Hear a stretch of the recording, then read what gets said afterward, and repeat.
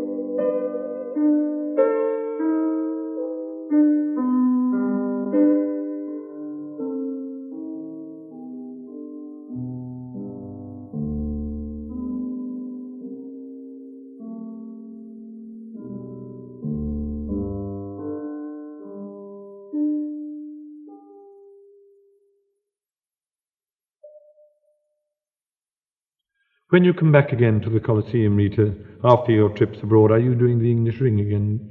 Yes, I arrive back. I sing my performance at the Metropolitan on the 6th of April, and I have to fly on the 7th home, and I then sing the Valkyrie, the beginning of an English Ring on tour, on the 8th, so I shall be a bit bog-eyed. Did you find it satisfying doing the Ring this year? Yes, I did. It was very interesting. I was happy to do them all in sequence. Yes. I wanted to do them in sequence. Makes a difference. It makes really, a big difference yes. to the interpretation of the role. And of course, also I remember seeing that Eamon Andrews had you on This Is Your Life programme. Tell us a little bit about that. Was your husband in the plot? Yes, he was, the evil man. And he never told you? No, he never told me a thing. It was a tremendous surprise. Really? Yes, it was. I mean, it really was a surprise. You didn't know? No, I didn't know a thing. No, because the week previous I'd spent in the hospital with my little girl who had her tonsils out and had also broken her arm. So he was able to do all this sort of devious business with the television company without me saying, "Where are you?" Because, I mean, I was in hospital and it was away from everyone anyway. So he really got away quite lightly. Is it a very moving thing when you meet people, you know, Yes, it is. that you haven't seen for years? Yes, I found it particularly moving because my mother died in January, And we had just packed up the house that she lived in, which I'd lived in for years. And when they, showed the house on the screen, it was a very moving moment. Yes, yes. But they give you the book with all the pictures. Oh, they do. It's a beautiful thing. Yes. And a record of yes, the program. Yes, it's beautiful. Yes, it was very well received by everybody I knew that saw it. I wanted to ask you just a little bit about your butterfly that you're doing. This is the first butterfly, Rita, is it? Yes, I was. It's not a role that I'd thought about singing, as with the Mimi that we've just done. I don't really see myself as a lady dying of consumption. I don't think anybody else does either. So, I like programs like this where I can sing things that I wouldn't normally be asked to do on the stage. Yes. And when I was asked to do the butterflies, I was absolutely overjoyed, thrilled to bits. But I mean, you will make a beautiful butterfly. I hope so. I'm sure I hope you so. will. It's a lovely role. Had you never actually studied at all? Not at all, no. The only thing I've studied out of it is the duet, the love duet, and the One Fine Day. Mm-hmm. Have you any other roles like that, Rita, that you feel you'd like to kind of do, Well, of course, there's the... I'd like to sing Traviata. Yes, I'd like I mean, I know I can sing it, but again, I don't look as if I'm dying of consumption. But, I don't know. We can hope that with a large crinoline It would work wonders. would work wonders, yes. Well, Rita, before we leave Butterfly, you're going to sing us now the famous One Fine Day. And I'm very pleased to be able to tell all your fans, and you have many in Ireland, I may add, that you're ending this short recital with an Irish song, Killarney.